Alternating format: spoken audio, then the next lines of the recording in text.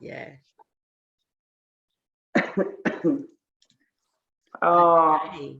So thank you so much. no, it's fine. Thank you. Thank you. Genuinely and sincerely. And you too, right back at you, right back at you. I was looking for footage the other day of me speaking, and I went back to the Auntie Jean meeting, and I was watching that again. Not all of it, but some of it in I was typing and it was playing at the same time, and I was like, I know that voice, and it was yours, you know. And it's like, oh my gosh, we've all come so far, you know. Wow. And how long ago was that? It's over a year. I think it was a year in about February. Wow. Yeah. So it's just a year ago, isn't it? Just over a year ago. Wow. Feels like ages. Yeah. Yeah. So much has happened in that time. It's true. But yeah, we're training now to be funeral directors, you know. Wow, how exciting has that been? And it's a very strange thing to say. I was saying to my friend the other day, it's, you know, there's not many people you can sort of have these conversations with, you know, to say that. But yeah, it's been a journey, definitely. It has. Okay, well, all right, so let's get started. Right, so okay, I want to say hello and thank you all for joining us today. I am Laura Pusey and I'm the founder of FACFO, and I am joined today by my dear friend, companion and sister, Aama Sade from Tree Circle Ceremonies. Aama, thank you so much for joining me today. We've just been talking about the fact that we've been in each other's company for over a year now, as FACFO develops and, you know, gets its feet and gets up and running. And I just want to thank you so much for all that you've contributed to FACFO thus far. I look forward to our future, definitely. Would you be able to tell us a bit about yourself, what you do and who you are, please? Oh, well, first I want to just raise you up, Laura. You know, I really want to raise up your energy. You're a visionary, you know, raise up for kind of just adopting me in like a sister, true sister, you know, gone out of your way as a friend, and just your, you know, vision and determination with FACFO. It's inspiring, you know. So I just want to raise up your ancestors, you know, that guide you and protect you, and you know. So just giving love, giving thanks. Thank you. For our journey that we've been on, and for all the ancestors that guide this journey, really. So just wanted to kind of acknowledge that, and talking about ancestors, talking about my mum, because without my mum, I wouldn't even be on this journey of being a celebrant. Okay, so how did it start for you? What happened? Well, how did it start? I'll tell you how it started. Ceremonies always fascinated me. Right, It always has fascinated me. You know, whenever I go anywhere, I'm always interested in the libation. I'm always interested. There used to be an event called African Remembrance Day. Well, they still have it actually, but back in the day when we used to go there, they'd have an annual ceremony for our ancestors to be remembered. And that really was a powerful thing for me. It was usually outdoors, in parks or in settings where, you know, we'd go to Liverpool Slavery Museum, you know, we just tour around the country, but it was mainly in London. And I used to go there every year as a drummer, and just ceremonial drummers, just to be in the space, you know, and drum and raise up a vibration. So that was a space where I kind of learned to kind of that whole ceremony vibe and what it means, and you know, was kind of schooled. So I saw a lot of people in that arena who inspired me for ceremony. And so then I started working out in the community in ceremonial ways, whether it was 9 nights, whether it was a raising up or a opening or a, you know, whatever it was. I'd be there. And then I remember going to a funeral reception, and this elder, who usually does libations, he was talking and socializing, and I remember sort of very hesitantly going up to him and saying, excuse me, but I think people are ready to eat, so would you like to do libation now? Okay. And he just turned to me, looked at me and said, you need the practice, you do it. Ooh. Okay. Oh, okay. So what can I say? I can't say no. I can't say no because an elder has just asked me to do something. So that was my first initiation, if you like, big initiation in actually being in the role of doing the ceremony, because I didn't know what to say, I didn't know what to do, but I can't say I didn't know what to say and do because I've been to so many. Yes. So, do you know what I mean? So it was really like, what? And I suppose it's about, authority. Very much. The authority to do this. Do I, have I been trained or educated or whatever it is? When actually, in fact, it's all about what is within, So I did it. I can't even remember what I said, to be quite honest. It's not, I can't remember what I said. So, but that would always stick in my mind, because at the end of the day, what he did was show me that, we have this within us, and if you have it within us, then that already is your authority to be able to do it. And I got that vibe as well from Malidoma and Sobonfu Sommeil. I don't know if you've read the book. Yes, I have, yeah. Water and the Spirit, right? So that was liberating for me, in terms of the next stage of, well, what do you do and how do you do it? Yeah. And I think as a child in the diaspora, with my parents coming here in the Windrush, I think I call us displaced Africans in the diaspora. Where are our elders? Where was our village? Our parents, weren't dealing with ceremony in that way. Yeah. Because they were too busy getting on and surviving in the hostile environment. So, for me, it was a lonely journey for a long time, just in terms of where do I go? Who do I do? But it was an adventurous journey, because it then meant I spoke to lots of different people in lots of different cultures. So I came through the church with my family. Okay. And then from the church, I came into Rastafari, and stayed with Rastafari for many years. I always say Rastafari saved my life, because I don't know where I would have ended up, without that grounding. Right. And without the rituals. Rastafari has a lot of rituals within it. Without the reasoning, so you really go into self. And word, sound, and power, I think is the basis of Rastafari. The word is the sound, is the power. So your utterance, So they taught me a lot about integrity, about going to the core, the essence, the root of the thing, whatever it is you're doing. Go to the root of it, because the root is where it grows. So you can pick a weed from the top and you can keep picking it. But if you dig out the root, then you've got the whole thing, and likewise, if you want it to grow, you've got the roots, it will grow. Yeah. Wow. Yeah.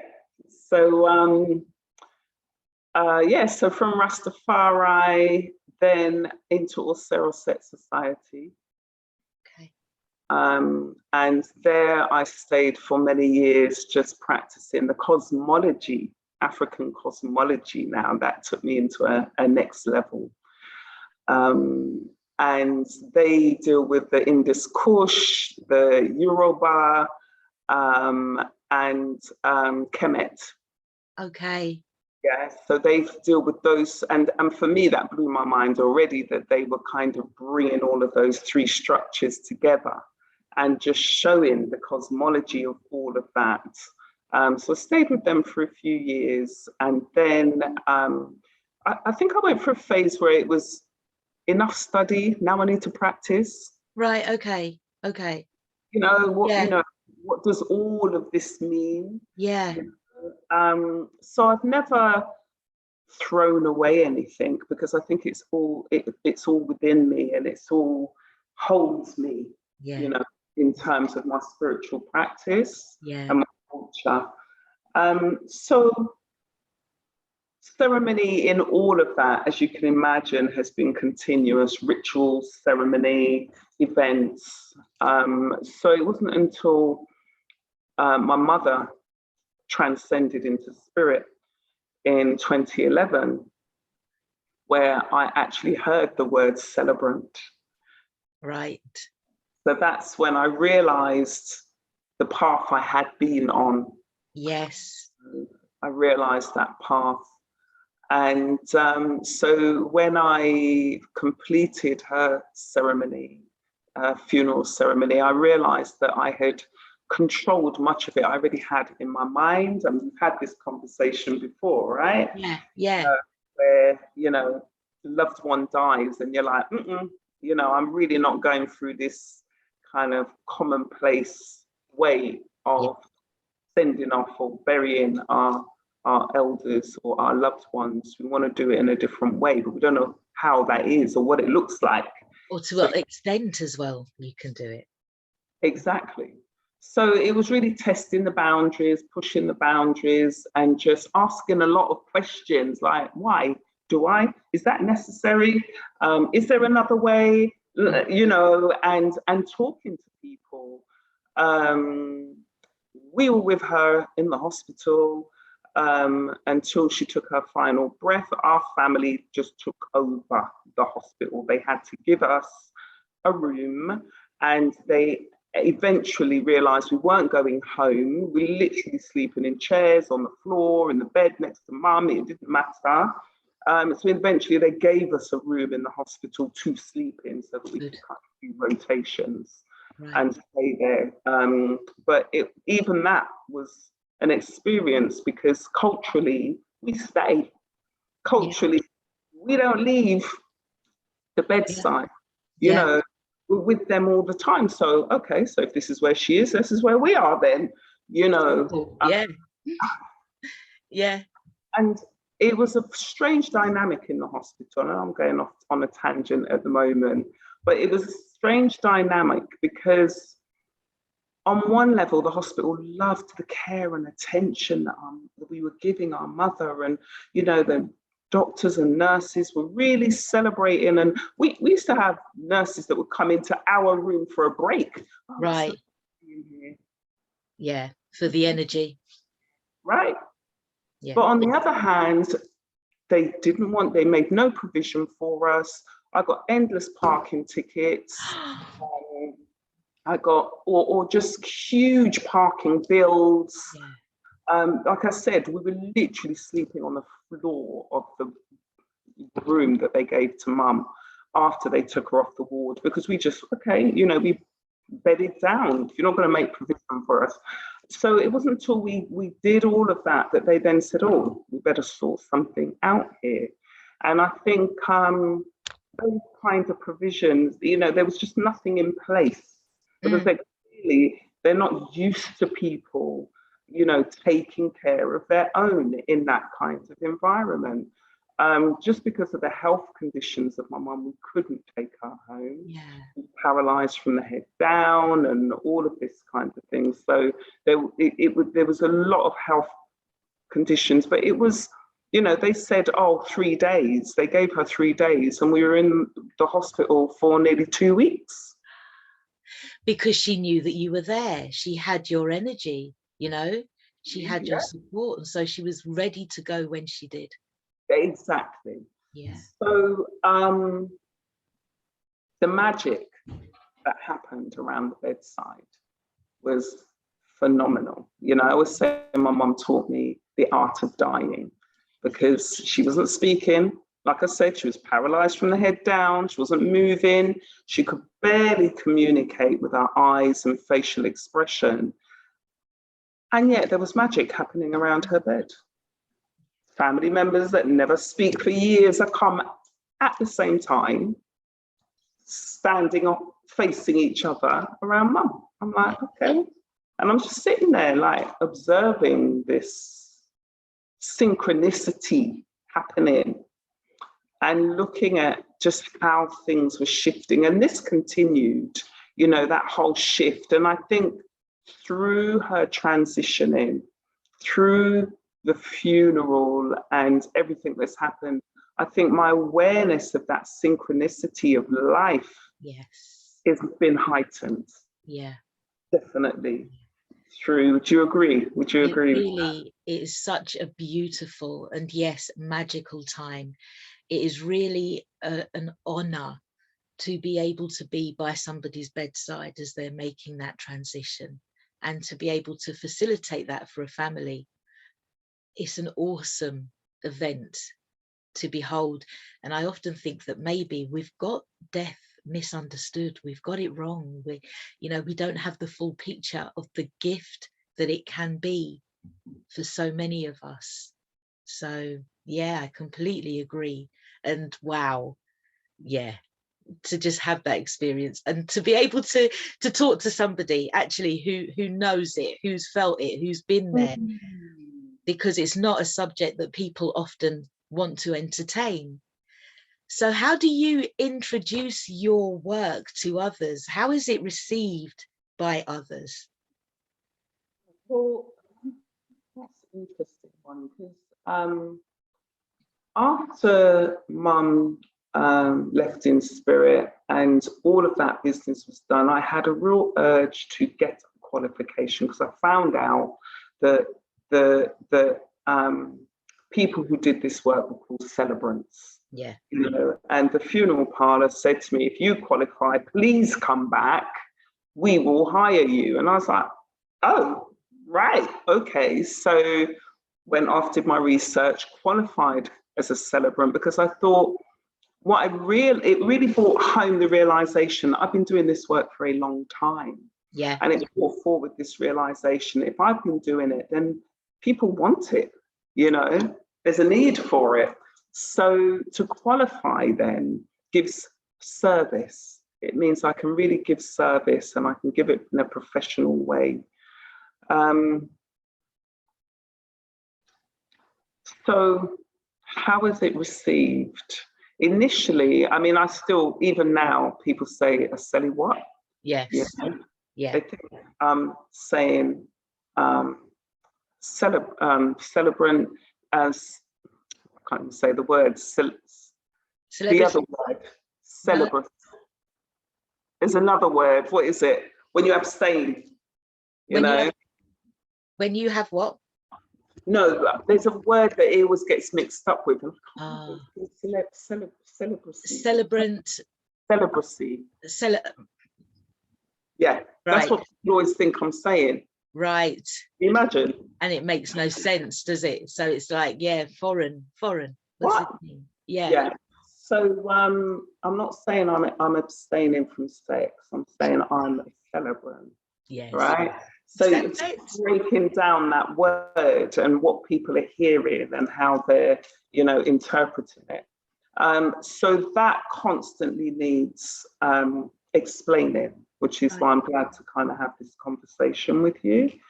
So I use the term shamanic celebrant or traditional cultural celebrant in the work that I do, because in my training and in my qualification, I've got a diploma in funeral celebrancy.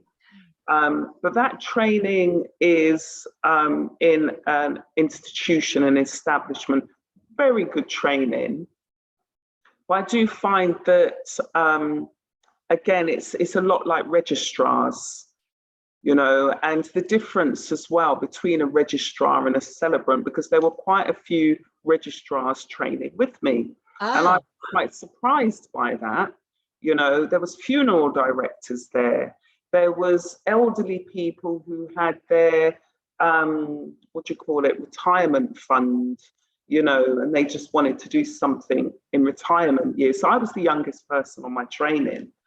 And so, but everybody, especially funeral directors and the registrars, they were shocked by the level of training. They said, "Oh, I thought it was just going to be easy." You know, and I'm looking at them thinking, you're a funeral director and you're finding this a challenge. It's interesting, you know. So I know that I've been trained to a very high standard, and you know, for me, it's really important to bring that out to our community and to the wider world, to say there's an alternative. Because now we're in a society where, you know, cultures, ways of life, spiritual practices, mix and blend, you know, as we say, you know, they mix and blend. So in that regard, aren't our ceremonies supposed to as well? Yes, they've been quite staid, haven't they, in the way that they've been carried out in the past, and often they don't actually reflect the person who has passed away. Well, this is the frustration, you know, and many of us, there's too many stories about that. We're not, you know, about that I hear it from my clients, my customers, personal experience, you know, for yourself as well. So that you go to a ceremony and you're wondering, oh, well, what happened? You know, there's just like an emptiness that is felt. And that emptiness for me is the fact that we're not bringing in our traditional rituals and practices. It's all very formularized. And what, you know, for me as well, there's a bit of a frustration because you don't go to church, but on the very important times of your life, your birth, your death, your marriage, you're going into church. So you don't really have a relationship. So what is the need? So the need is because it's the done thing. It's a traditional thing. It's required by law. So when you talk to someone like ourselves and you realize, well, actually, there were ceremonies and that were done before church, before religion. It's the right thing to do. Well, ritual is what is the reason why we do these things. It's a ritual. And rituals have been something that's been kind of looked down on by religions all over the world. As they all know, rituals are bad. Come and do our ritual. Our ritual is good. You know. But people are not finding comfort in that now. And people are also being taught to pressured to choose. So a Muslim has married a Christian, you know, or a Pentecostal has married a Rasta, you know, or, you know, you've got all these cross-cultural beliefs. Where do you go? Where do you go when something important happens? Where's the common ground? And this is what I think we provide as celebrants. You know, we provide that common ground where you can go and you can truly celebrate. You can say Rastafari, Assalamu alaikum. You know, you can say it all because, you know, in my world, a blessing's a blessing, you know? So, yeah. You know, you've brought up the word shamanism, and you refer to yourself as a shaman. I always, whenever I heard the word before, I've always kind of associated it with Aborigines and Australians. Can you kind of, you know, give us a bit more insight into the shamanistic way? Aborigines, yes, and First Americans, yes. Bushmen, you know, all of that kind of vibe. Dream worlds, and so when you look up the word shaman, because I'm really into words, sound and power, right? So when you look up the word, a shaman is somebody that takes you on a spiritual journey. Yeah. Okay. And for me, within my practice as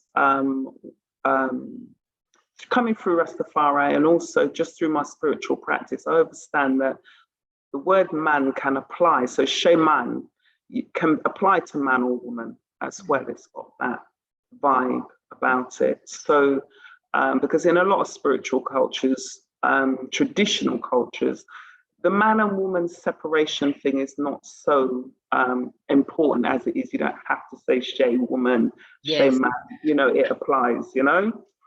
So for me, the important thing was that a ceremony, any ceremony, takes you on a spiritual journey, you know, and that is the important thing. That's the potent thing. And what amazes me, and I'm sure for you too, is that no matter how many times you do it, it's different. Yes. Yes. Yes. Yeah. And it always never goes according to your plan. It just flows, doesn't it? You know, it comes out. And that goes back to what you were saying about it just being in you. It's just in you. All you have to do is show up and the work is done. Yeah. So so shamanic work, I think whether that's the word or not, you know, it's the energy of the work that we do is taking people on a spiritual journey and understanding and the constant reminder for me is that I'm a guide. Do you know what I mean? I'm not the one that's saying I've got all the power and this is, this is, I am all this and that. No, I can show you the way, but you have to go. Yeah. You have to, it is your journey, whether it's a birth, a marriage or a death, this is your journey. It's something that you're creating. And I think that is so powerful when because you have an idea about how you want to communicate, whether it's a final send-off, to a loved one, that you're doing it in a way that gives you a good feeling in your heart, even though it's a bittersweet feeling, it gives you a good feeling in your heart that you've done that final act. Yes. And you've filled that final role. That's the biggest honor that you can give somebody, a loved one, is that you give them a good send-off. No matter of the circumstance surrounding their death, we don't have control over that. Sometimes it's sudden, unjust. Sometimes, I give thanks when I do funeral ceremonies for elders, and it actually is a celebration of life. I do give thanks for that. And some of my pictures that I see at funerals, I'm actually smiling, and I used to feel really bad. Just, oh my God, I'm smiling, I'm shy, what are you doing? It's a funeral. But actually, I've had so much feedback from clients saying, Aama, you did the impossible. I really dreaded this day. Yes. I was not looking forward to it. And we ended up singing, traditional songs and dancing and, dancing, crying, laughing and hugging all at the same time, So I'm thinking, okay, so because it's not, this is what happens. This is what happens with grief. This is how we do. Yeah. We celebrate the life, don't we? Definitely. I think that's the difference, we honor the life that's been lived. And what I've always loved about funerals is the fact that it brings everybody from far and wide, and we all know in our hearts this is very important to us, and I would say that as a people it's probably one of the most important things that we do, and we come together and we honor that life, and it's an amazing thing to be a part of. You've talked about Sabonfu and Maladona and the rites of passage. You've basically spoken a lot about rites of passage without us talking about rites of passage. but that's what's coming up for me. Rites of passage. What are the other services that you provide? Do you even refer to them as services? Ceremonies, rituals. How do I refer to them? That's difficult. You know, English is not our first language, you know, so it's yeah, there's services, there's ceremonies, there's offerings, their retreats, their events, their gigs sometimes, you know, their presentations. It really depends on who's asking, what the need is, what other services I provide. As a celebrant, I've taken people on a journey. As a shaman, as a guide, I'm really into energy balancing and realignment. So rites of passage is really important for me. I do energy balancing and realignment, which is about taking people on a journey in terms of where they're at, whether it's a young person who's reached 16 or 18 or 21, whether it's an elder that's going through their menopause into their eldership and embracing that. I've been asked to do ceremonies for people who are doing extreme career changes, you know, and they're moving from one career into another, and they want to ensure that they're not carrying anything with them. House blessings. I've just recently been asked to do a building blessing for an organisation down by Grenfell, who are the changing direction. So they wanted to close the direction of this organisation, clear the energy, so that when they re-establish themselves, that they can do that on a clean slate. You know, so people come to me with their rituals, which is very exciting for me. I'll just get a call and say, you know, I'm not sure if this is possible, but can we? You know, tree ceremonies, nature ceremonies. I love to observe the solstice and the equinox, what the planet is doing. Okay. So sometimes those are private ceremonies that I just hold with myself or my family, or, you know, may do something in a group.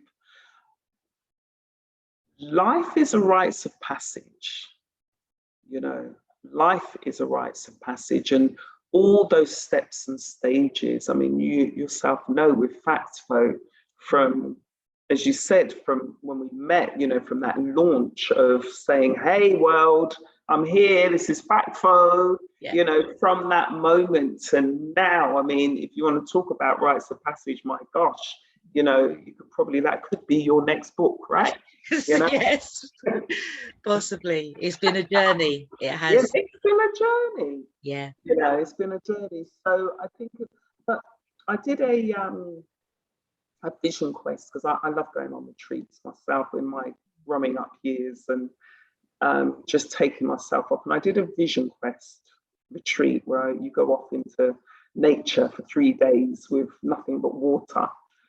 And when we came back, the person who was guiding us said that in society now, we don't have our elders, or we don't have our village there to welcome us. So we need to welcome each other. Right.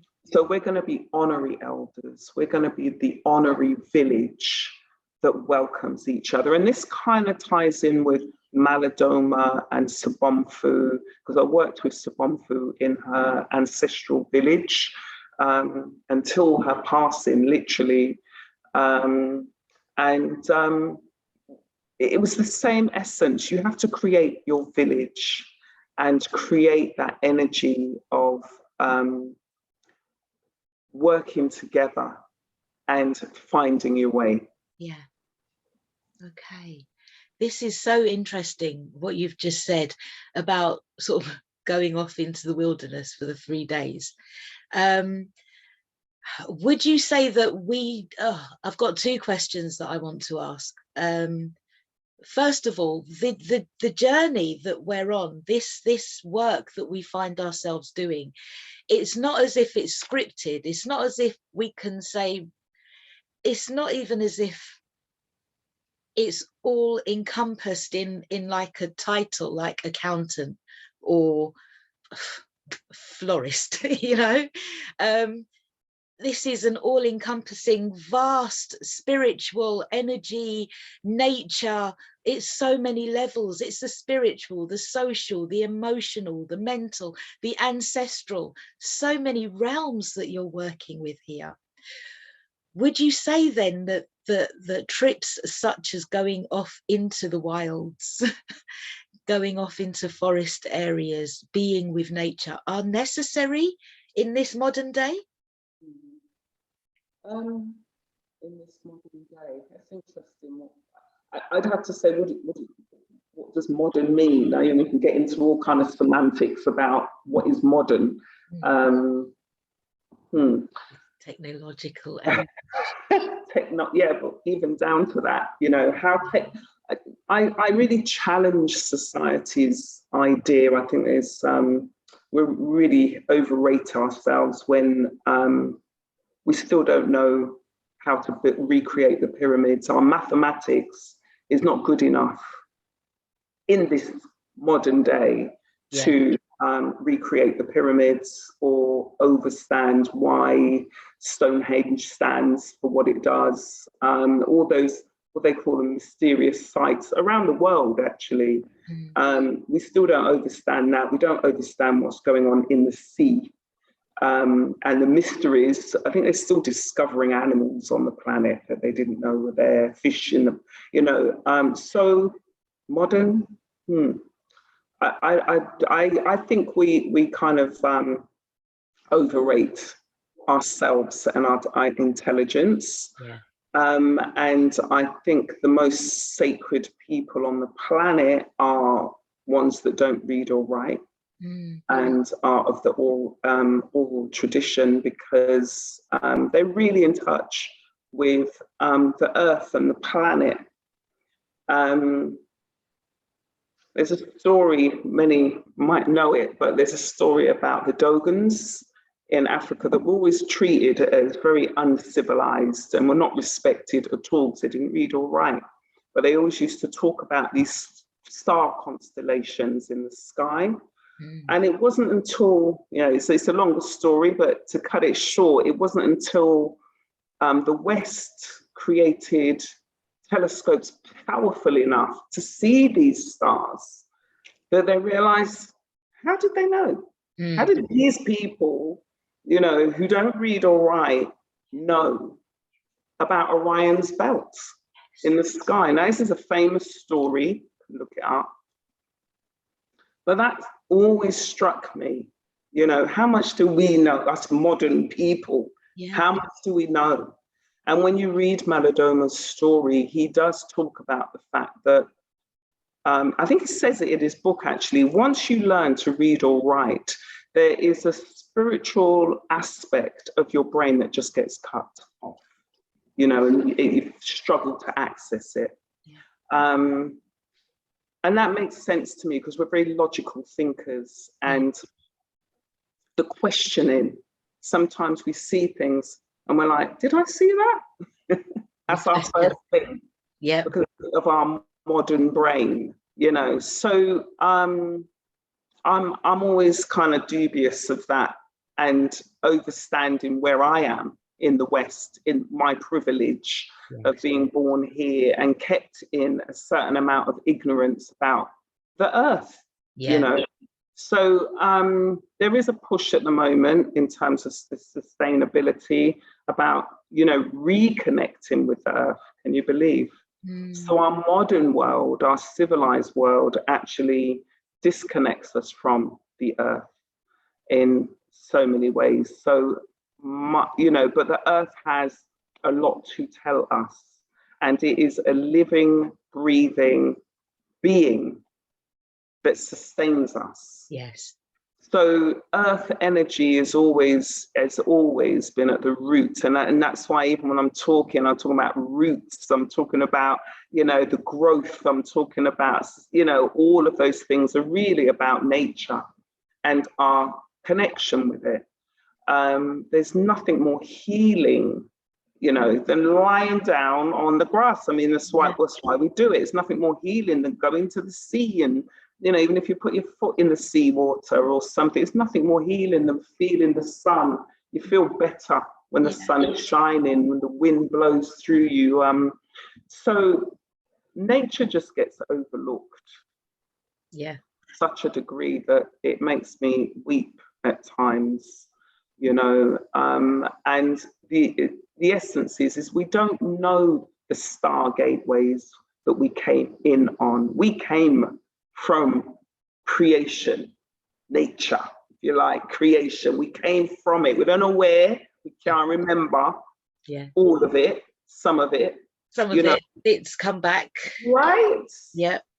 And then when we die, where we go? You know, our flesh will go back into the earth. That's what I would like.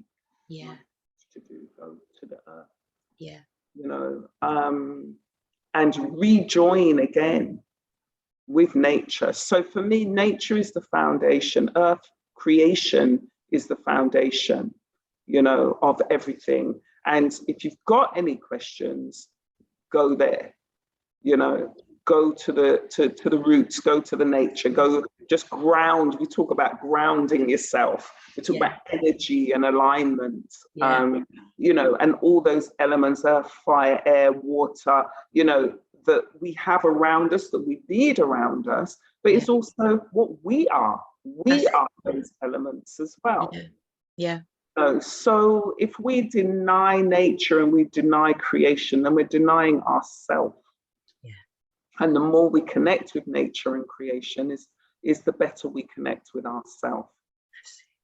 I might be talking a load of tosh, but that's my opinion.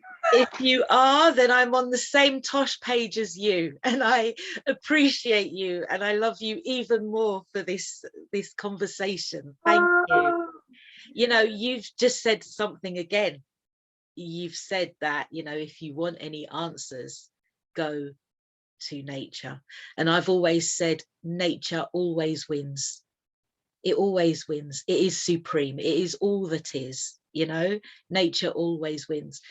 But if I have any questions and I am not able to get in touch with my ancestors, you know, who probably, well, mine I know done this work, you know, how can we contact you? How do we find our sister Aama Sade? Where do we get hold of you so that we can learn more and grow together, and you know, the community, the raising, the oneness? How do we find you so that we can create this? Oh, bliss. Thank you so much. It was so lovely. So I have a website, Tree Circle Ceremonies, and it literally is treecircleceremonies.co.uk. And you'll find all my details on there. And I'm also I'm connected with you, FACFO. Go on FACFO's website as well. You'll find my details there. I have Insta, Tree Circle, LinkedIn, AamaSade. So I think I'm on there as AamaSade, and Facebook, Tree Circle. So yeah, tap me into social media. I'm not completely active on social media, so you can have a look and see what I do. But if you want to contact me, then just log into my website, send an email, call me. You know, happy for you to just pick up the phone. Don't be shy. And you know, I do all kinds of ceremonies. My strap line, if you like, is for all the ceremonies of life. You know, because I really think, you know, child ceremonies, we need our children to grow in their knowingness, you know, and really bring out the essence of them. As adults, we need to continually look after our spiritual health and well-being, you know, so whether it's the union, I call weddings union of marriage ceremonies. Oh, okay. It's a unification, you know, it's a union coming together. And, you know, so if there's anything to do with unions and end of life, okay, whether that's palliative care, whether that's, you know, any of the things that go along with end of life. Yeah. So, yeah, tree circle ceremonies is probably the best. I like that. Contact with me, or just AamaSeremonies@gmail.com, one word. AamaSeremonies@gmail.com. Okay. And the tree nature, the circle, this is a circle of life, you know, and I'm reminded of when Malidoma spoke about the ceremony that they have that sort of explains the life of the child before the child comes to earth, you know, the anticipating is all a circle, a beautiful circle. Thing is to be honored, as well as the transition, you know, into what we have been led to believe is death. And I'm just really honored to be able to share this platform with you, who is doing this work, and our sisters who are part of the steering committee on FACFO who are doing this work. Because, you know, my whole life, I've wondered where you girls are. Like, you know, where are those people that are doing those things, you know? And we're coming together and we don't have to hide anymore. And I say that in lifetimes I've been murdered and whatever, you know, for being who I am, you know, for doing this work, for working authentically. Past lives.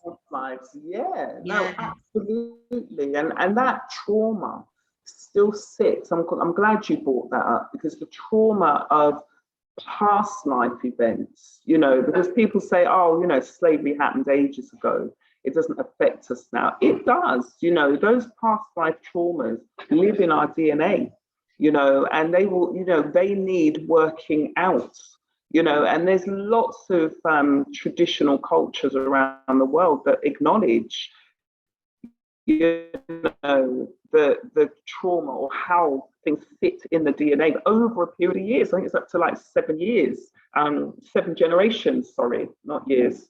So yeah, those past traumas, and for those of us like yourself, particularly, you talked about that you're conscious, you're fully conscious and aware of what those traumas were. And here you are, you know, really just moving and shaking and creating your best life, you know, whereas there's a lot of us out there who are not fully aware and are just, you know, kind of confused and looking a direction and you know, so I think, yeah, I'm so happy to come together with you, Debbie, Lorna, Yaya, all of those in FACFO who have really been living this, you know, work, you know, been living it and moving it forward. Kasheni, yeah, big up to all of the sisters. We've got a great bunch of us that are working, and we're growing as well. Yes. Honoured, just honoured. So I want to say thank you so much for taking this time to speak to me. I know you're very busy, so thank you. Again, you can find Aama's details at www.facfo.org. That's F for Federation, A for African, C for Caribbean, F for Funeral, and O for Operatives. FACFO.org. We are the Federation of African and Caribbean Funeral Operatives. And there is so much more to come from us. So thank you for joining us. Also, Aama is Tree Circle Ceremonies. You can find her on Instagram, website, put her into Google, she'll come up. Contact her. Okay. Thank you so much. Thanks. It's been a blissful morning, and much love to you. Thank you. Thank you, everybody. One love. One love. Okay. Right, I'll stop the recording.